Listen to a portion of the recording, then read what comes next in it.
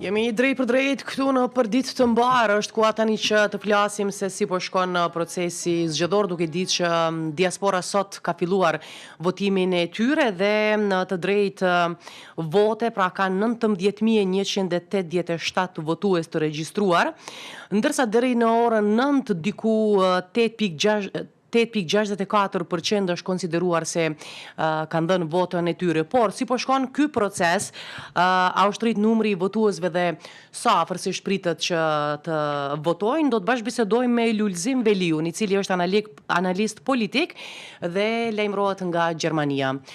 Lulzim, përshëndetje. Përshëndetje. Si jeni sot, mirë? Mirë, faleminderit. Procesi i votimit edhe ju se ka filluar procesi zgjedhor, procesi i votimit në vend votimet që zhvillohet jashtë Republikës së Kosovës, pra duke filluar nga ora 7, ka filluar votimi në të gjitha qendrat e vend votimit. Unë për vetë jetoj dhe punoj në Düsseldorf dhe e kam mundësinë që votën time të drejt për drejt të jap në konsulat në Republikën e Kosovës që gjendet në Düsseldorf. Isha pak më herët dhe poshtë që ishte një fluks bukur i mirë i njerëzve në radhë, edhe vendosa që votimin tim ta shtyp për pak më vonë, pasi një pjesë e madhe njerëzve, me që jemi në mes të festave, ditë të pushimit, mundohen që të mbarojnë me votimin për vazhduar pastaj në punët e tyre në për qytet. Kështu që unë vendosa që të jem pak më vonë për arsye të njerëzve të shumë që ishin në radhë. Njerëzit të shumët po thua që janë radhë. Në anën tjetër, ndonë se herët mëngjes, ndoshta dhe sot ditë vikendi, por deri në orën 9 nuk duke i kanë qenë 2 orë në pyetje që ka qenë pjesëmarrje dhe shumë e madhe. Ndoshta për shkak të vikendit fluksi më i madh do të jetë në orët më vonë? Unë po flas për para një ore, pra kur unë isha aty afër konsulatës dhe por që rradha e njerëzve ishte edhe jashtë objektit të konsulatës. Përveç atyre që kanë qenë brenda në qendër votimit, kishte edhe jashtë objektit, pra. Dhe për këtë arsye vendosa që unë votoj për pak më vonë, pra, pasi që është kohë mjaftueshme deri në orën 19. Po pra, ka kohë mjaftueshëm. Mirë, procesi ka fillu mirë siç duket, nuk është raportuar deri me tani për ndonjë telashe apo diçka të ngjashme, ke informacione edhe nga kolegët, po besoj? Po deri me tani nuk është se është dëgjuar për ndonjë problematik, mirë po unë besoj që jo që nuk është dëgjuar deri me tani, po unë besoj që i gjithë procesi do mbyllet ashtu, duke pasur përballë edhe zgjedhjet e kaluara pra që janë mbajtur në për konsulata dhe ambasada, pasi janë zgjedhjet e 4-ta me radhë që është e mundur qytetarët të votojnë në për konsulata dhe ambasadat thua se të gjitha kanë përfunduar shumë mirë, po një gjë duhet kemi përballë se kësaj radhe numri i madh i votuesve të diasporës ja kanë mësyer Kosovës, pra dhe edhe kësaj radhe kishin të regjistruar diku 72.000, mos ka bofsha, domthon numri i përgjithshëm ka qenë të 72.000 bashkëanëtar të cilët do të votojnë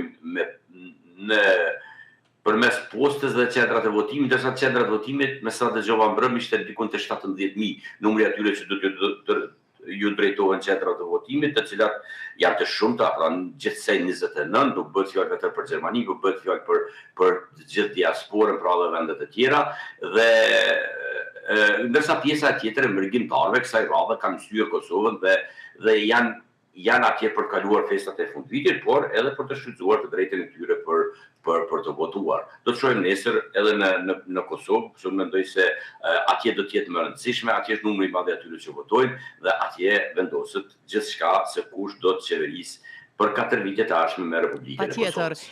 Këtë herë do të thotë në këto zgjedhje që po mbahen sot nëpër ambasadën konsullata që nesër do të jenë pra edhe në tër Kosovën.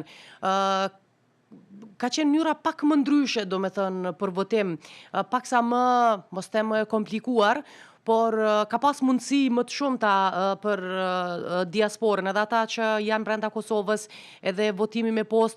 A komplikon kjo diçka dhe a ka mundësi, do me thënë, nëse mund të themi të keqpërdorimit më të lehtë në mënyrën si janë organizuar këtë herë zgjedhjet për diasporën? Po jo, nuk është hera e parë që bëhet këtë mënyrë. Edhe në shkurtin e këtij viti, pra në zgjedhjet e kaluara parlamentare, është votuar në të njëjtën formë. Kemi pas të drejtën e votës në konsullata ambasada, të drejtën për të dërguar post në Komisionin Qendror Zgjedhor, por edhe e drejta për të dërguar votën me post në përsëritje e konsullatave të Kosovës, pra në vendet ku jetojmë. Është e njëjta formë e votimit. Unë uroj që jo vetëm vota e diasporës, po i gjithë procesi zgjedhor në Kosovë të kalojë si është më së miri, pasi që kemi një traditë dhe, me thënë të drejtën, njihet si vendi i rajonit që ka zhvilluar çdo herë proces të mirë zgjedhor, është lavdruar për këtë pjesë, për dallim nga të gjitha vendet e rajonit, duke pasur procesin e mirë zgjedhor edhe jo vetëm të votimit, por edhe të numërimit të dalin në shpejt të rezultateve. Unë uroj që një traditë e mirë të vazhdoj dhe të jetë ashtu siç ka qenë në të kaluarën. Përjashto herë në fundit kur kishim disa problematika në Mitrovica, po është aluduar edhe për vjedhje të votave apo manipulim të votave. Unë uroj që Kosova të vazhdoj traditën e mirë që ka pas, traditën e mirë shumëvjeçare, pra për zgjedhje të mira, të ndershme edhe rezultate të shpejta. Anita Shua, kemi marrë dorën që sa herë na ka ra për me dalë në zgjedhje dhe po besoj që procesi do t'jetë edhe më i lehtë. Po unë besoj se po, se nuk e kemi asnjë vend, jo vetëm në rajon, pas në Evropë, që ka kaq zgjedhje të shpeshta. Për shembull në Gjermani, përveç votimit parlamentar dhe lokal, kemi edhe votimin për landet, për republikat, por kemi edhe votimin për Parlament Evropian, po megjithatë kaq zgjedhje të shpeshta nuk kemi, se të gjitha bëhen një herë në 4 vite. Dhe kështu që është e mundshme të kemi çdo vit zgjedhje, mirë po jo brenda vitit 4 palë. Po pra. Mirë, si analist politik, më intereson këndvështrimi juaj, pritshmëritë nga këto zgjedhje. A do t'jenë të vërteta këtë herë në këtë fund vit? A mund të krijojmë institucionet tona së shpejti?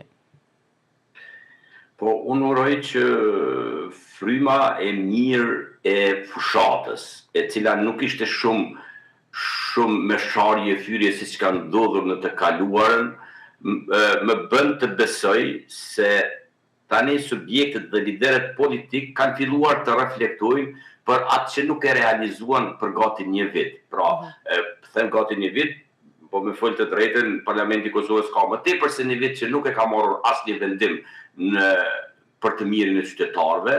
Pra, e gjitha kjo do të reflektojë të liderët dhe mbas parimit të zgjedhjeve do të jenë ata të cilët do të ulen në tavolinë dhe të bëjnë rrugë zgjedhje. Unë mendoj se një forcë e vetme nuk do të ketë mundësi të krijojë qeverinë, ashtu siç ndodhi edhe në zgjedhjet e kaluara.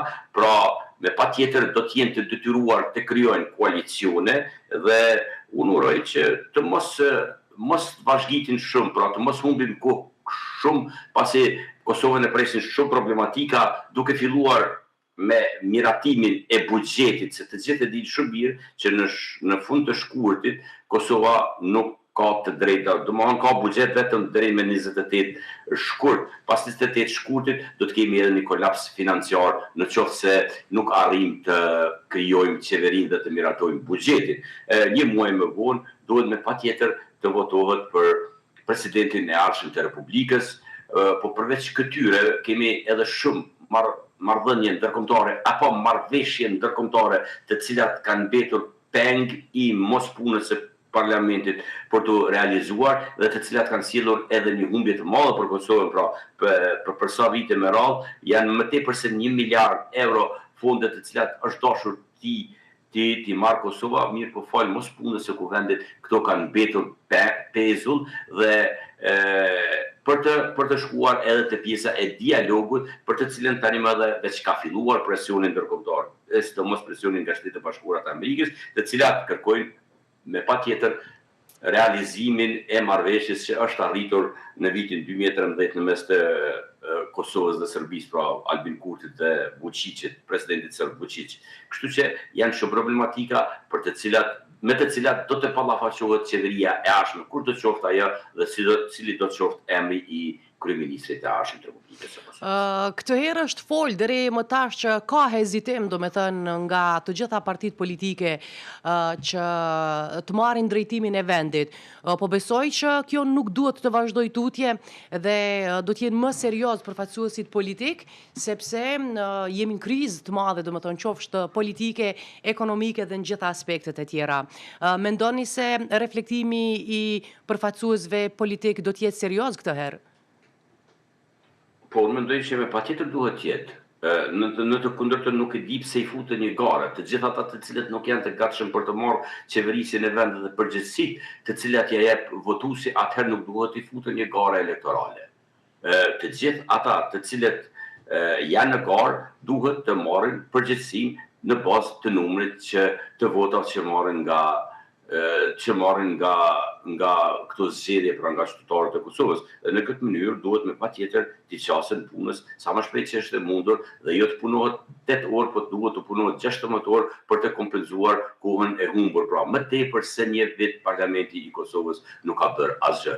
Vetëm kanë marrë paga të pamerituara. Kështu që tani është momenti që ata sa më shpejt që është e mundur të mbyllin procesin zgjedhor dhe të gjejnë formulen e cila do ta krijonte një qeveri të fuqishme, e cila do të kishte numra të mjaftueshme edhe për zgjedhjen e presidentit, për të mos mbet peng i zgjedhjeve të njëpasnjëshme, se edhe në qoftë se do të shkojmë në zgjedhje të tjera në mars apo në prill, siç kemi dëgjuar më parë, atëherë as ato nuk do të sjellin një rezultat i cili do ta bënte një forcë të vetme të kryej të gjitha ato punë dhe obligime. Kosova është të gjithë kemi obligim ndaj vendit tonë dhe si të tillë ata që janë në krye të subjekteve, ata që janë futur politikës dhe kërkojnë karrigen e deputetit, duhet të marrin me shumë seriozitet obligimin që del nga vota e qytetarit. Dhe pyetja e fundit, pritshmëritë e juaja, natyrisht edhe të kolegëve të tjerë, ju bashkëbisedoni dhe bëni analiza të ndryshme. Do t'jetë ngjashëm me zgjedhjet e kaluara apo pritni ndryshim të rezultateve në këto zgjedhje? Me thënë të drejtën, një ndryshim drastik nuk e pret askush. Po. Nga zgjedhjet e ardhshme.